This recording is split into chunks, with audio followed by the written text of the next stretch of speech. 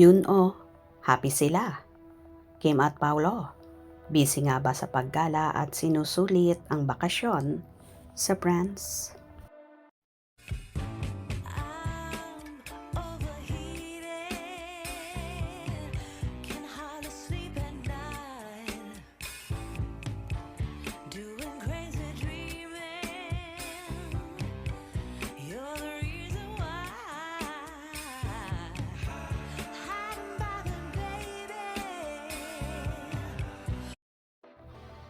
Until now ay wala pa ring paramdam ang rumored magkasintahan na sina Kim Chiu at Paolo Abilino.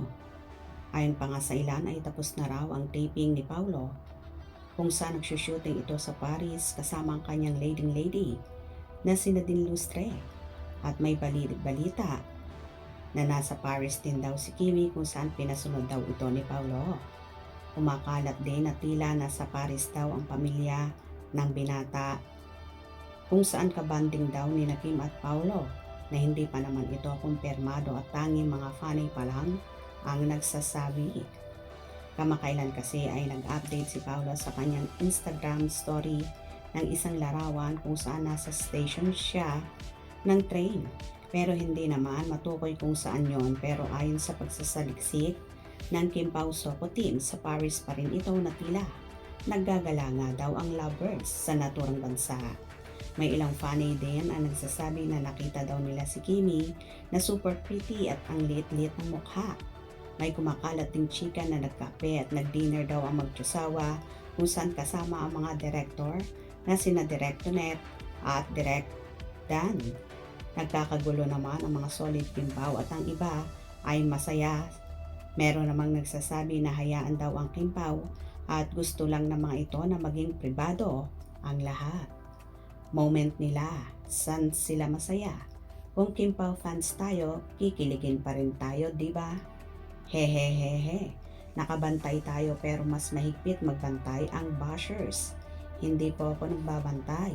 Team Panatag ako kaya kahit wala silang update, okay lang sa akin. Basta I am keeping what I know. That's enough for me. Yes, Team Panatag po tayo. Diba, himlay lang ng himlay. Ako nagbabantay po ako ng babagsak na ayuda. Stress reliever po. Hala, no comment. True ka dyan. Diba, nakakaloka? Tama. Over na yan sila. Basta ko tahimik lang at panatag 100%. Very true sis. Diba, ok na ako kahit ang next update ay about sa wedding na. Namimiss lang talaga nila ang Kim Pao. Daming isyosera sa buhay ng iba. Kaloka talaga ang ibang tao. Too much time to stop others pero own self di maayos-ayos. Are they mentally off?